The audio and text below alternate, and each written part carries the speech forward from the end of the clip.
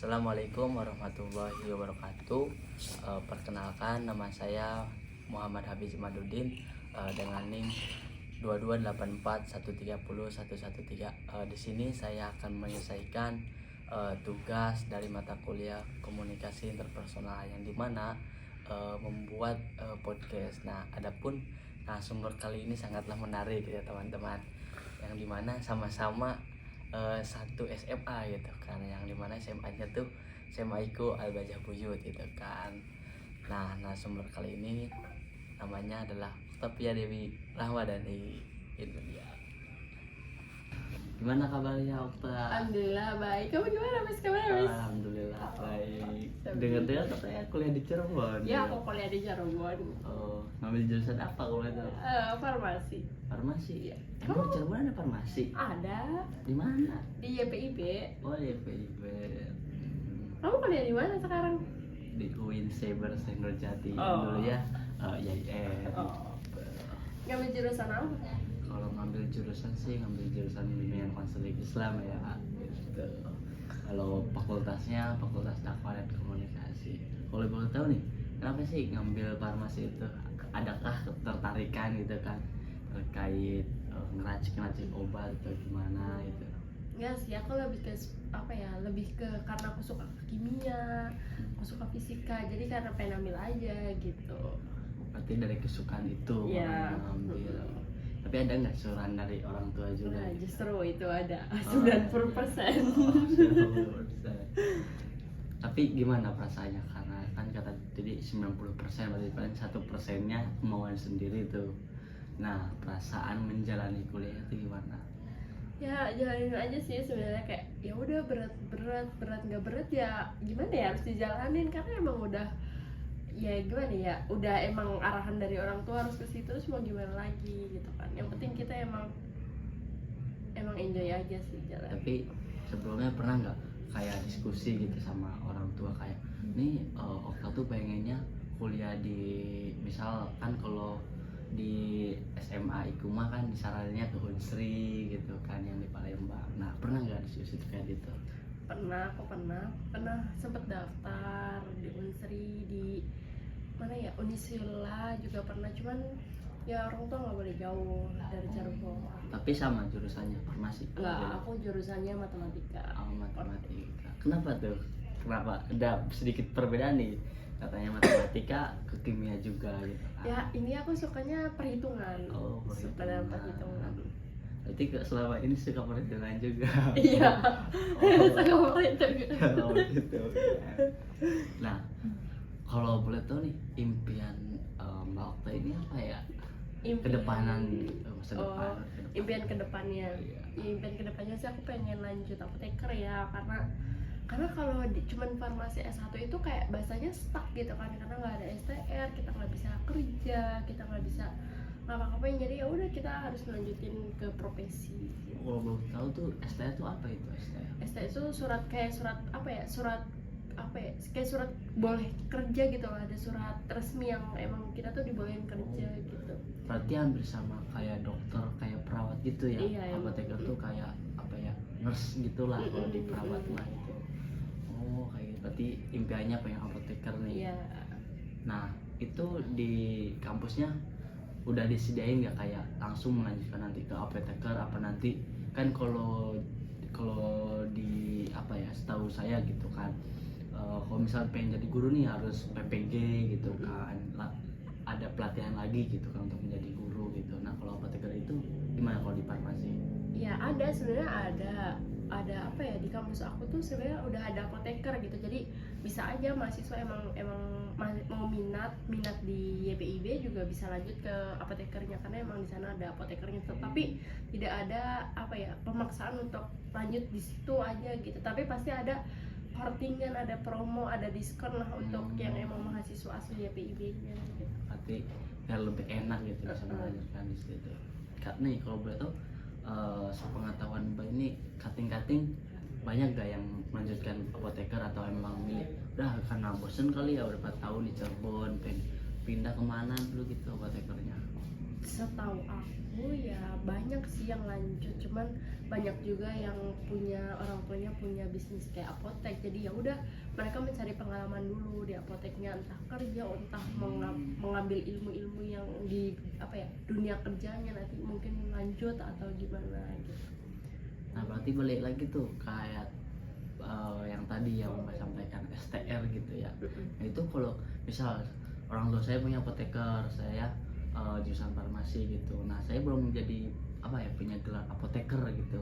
Kan itu katanya harus punya STR dulu. Itu kalau kayak gitu ya nanti gimana tuh? Itu sebenarnya kayak cuman apa ya, jadi misalkan ada orang tuanya punya bisnis atau punya gimana di apotek tuh bukan bahasanya bukan kerja, tapi menambah pengalaman, Oh kayak mencari magang tahu gitu ya. mencari tahu lebih, mencari tahu mungkin mereka mau lebih banyak kasih tahu obat apa yang, jadi di saat apoteker tuh ya nggak mati, maksudnya nggak mati dalam artian banyak yang perlu diketahui nih di apoteker gitu, nggak ngestak aja gitu. Nah selain tadi gitu kan, berarti kan mengambil pelajaran lah ibaratnya kayak magang, kayak KKN seperti itu. Berarti untuk meracik obat tersendiri pun belum boleh, apa sudah boleh kalau orang tuanya punya itu? Meracik obat, sebenarnya meracik obat itu apa ya, bukan hal boleh atau nggak bolehnya untuk S1 gitu, tapi dalam artian misalkan ada yang namanya obat keras, ada narkotika, ada psikotropika. Jadi fungsinya apoteker tuh kita menyalurkan obat. Jadi kayak membandingkan obat, bukan membandingkan sih, justru mengetahui lebih dalam gitu kalau apoteker. Jadi untuk meracik obat misalkan emang iya dia udah ada STR S1 ya diperbolehkan gitu untuk meracik, tapi lebih kalau apoteker itu lebih ke farmasi klinisnya. Jadi kayak tentang penyakitnya dia harus gimana, ada konsultasi penyakit yang apa ya, penyakit yang kronis, dalam artian penyakit itu tuh membutuhkan obat yang jangka panjang gitu, apa ya, jangka panjang minumnya gitu, kayak penyakit TBC, HIV itu kan membutuhkan apoteker sebagai farmasi klinisnya dalam peminuman obat, entah dia obatnya apa ya teratur enggak sih gitu. Itu kan perlu dicari tahu gitu. Nah fungsinya apoteker tuh itu. Nah berarti hampir ada kesamaan gitu ya dengan perawat gitu ya. Dia juga sama-sama melayani kayak membantu nih untuk bagian infus dan lain sebagainya. Seperti itu berarti ya. Nah selain dari impiannya tadi apoteker, apalagi sih impian Mbak Okta ini? Justru impian awal aku itu bukan jadi apoteker ya. Sebenarnya impian aku mau punya bimbel, yang dimana kan aku dalam artian aku bisa nih, aku punya kemampuan di menghitung gitu kan, aku punya kemampuan di menghitung, aku ngerti dalam bahasanya apa ya, fisika, kimia, aku paham gitu. Dan aku tuh punya cita-cita untuk aku pengen ambil lah bener-bener matematika murni, yang dimana kayak aku harus cari tahu rumus gitu kan. Nah ini aku ingin membangun bimbel gitu kan, dalam artian bimbel kecil-kecil juga nggak masalah, yang penting aku nih ngajarin ke orang-orang dengan cara versi aku sendiri kayak ini cara cepatnya ya, nggak apa ya rumus-rumus yang dasar gitu.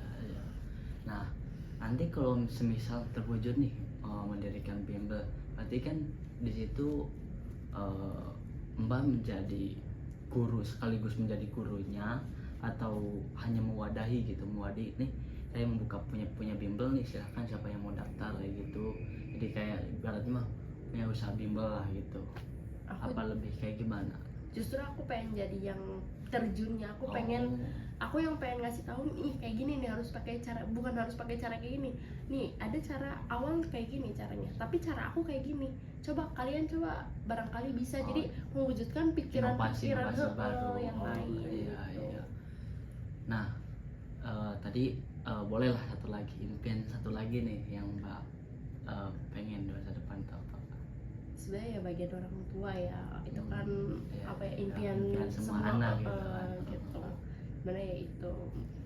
Nah untuk Mbak nih tips atau trik lah gitu untuk mewujudkan impian itu bagaimana nih Mbak? Mungkin boleh lah kan, karena sekarang lagi farmasi gitu kan, apoteker dulu nih, bagaimana Mbaknya mewujudkannya gitu kan? Ya karena gimana ya cara mewujudinnya, ya mungkin kita bener-bener harus apa ya, punya nekat, karena dengan kuliah kita profesi itu kan cuma 1 tahun ya, yang dimana cuma 4 bulan itu belajar, 6 bulan itu terjun ke lapangan. Justru dengan terjunnya ke lapangan tuh kita banyak digonjang-ganjing mental, kayak ya kesini salah, diomongin, tapi ya itulah satu langkah menuju langkah impian kita sebagai apoteker. Gimana cara kita, ini loh aku punya gelar ini loh, tapi emang harus kayak gini, tapi kan apa ya, hasilnya pasti bakal bagus gitu kan. Makanya harus emang butuh mental yang bener-bener, kita juga harus lebih mendalami hal farmasinya kayak gitu. Nah berarti selain tadi itu tekad gitu kan, nah ada lagi nggak gitu Ya selain tekad mungkin itu? ibadah ya, doa. Berarti perbanyak juga ya, jadi ibaratnya mah kita usaha dunianya juga, usaha akhiratnya juga gitu kan, dengan akhirat dengan sholat, doa gitu. Nah kalau untuk tips untuk Mbak nih kedepannya untuk mendirikan bimbel itu, apakah jadi apoteker dulu nih nanti punya penghasilan, udah punya penghasilan diin bimbel dan bahagiain orang tua, atau berjalan gitu sambil sekarang nih lagi kuliah sambil berjalan, coba sedikit-sedikit kayak misal butuh anak SMA atau anak SD, anak SMP minta les ke Mbak gitu, dan Mbak boleh nih kayak gini, malah lebih suka gitu, tapi gimana? Iya betul, aku sebenarnya apa ya, untuk mewujudkan impian aku di antara yang itu ya, aku sebenarnya sejalannya waktu aja, maksudnya perjalanannya. Misalkan emang semasa kuliah aku kan, sekarang aku semester akhir ya skripsi ya, mungkin banyak waktu luang gitu. Misalkan emang membutuhkan aku dia minta bantuan untuk ngajarin apa ya, untuk diajar sama aku untuk ini ya, silakan, aku welcome 24 jam gitu kan. Tapi untuk apoteker itu setahu aku itu dapat apa ya, dari orang-orang itu bilangnya sih kalau apoteker tuh gak bisa kerja gitu, karena emang kan 6 bulan terjun ya ke lapangan, sehingga kayak emang harus fokus, harus ini, jadi banyak gitu kan ya. Mungkin dalam artian kerja tuh kerja ke orang lain, tapi kalau emang kitanya punya bisnis kan ya nggak masalah selagi nggak mengganggu gitu kan. Berarti selain dari tadi tekad gitu kan, terus untuk mencapai impian konsisten juga perlu gitu ya. Berarti nanti ketika lagi menjalani profesi apoteker, Mbak nggak bisa sambil membuka les dong berarti ya? Untuk membuka les untuk saat ini aku enggak gitu, maksudnya bukan dalam artian buka yang secara umum semua orang tahu, enggak, tapi ya orang-orang terdekat aja. Misalkan ada anak kecil nih cerita ke saya gini, nah yaudah sih aku ajarin, barangkali emang dengan aku ajarin bisa, ya udah sini aku. Berarti sebelumnya udah pernah Mbak ini? Pernah. Kalau boleh tahu nih ada sekitar berapa orang nih yang les ke Mbak? Sekitar berapa orang ya? Aku nggak begitu ngeh ya, nggak begitu apa ya, nggak dihitungin tuh gitu, jadi yang mau aja gitu maksudnya. Nah itu kira-kira mereka tuh bimbel karena memang misal besoknya atau minggu depannya nanti ada ujian atau apa ya, istilah UTBK kalau zaman saya itu gitu, atau bagaimana itu? Enggak sih, karena kemarin aku nggak dapet yang ngadepin UTBK, jadi kayak ya udah aja sekolah-sekolah yang biasa gitu, kayak tugas-tugas berarti ya.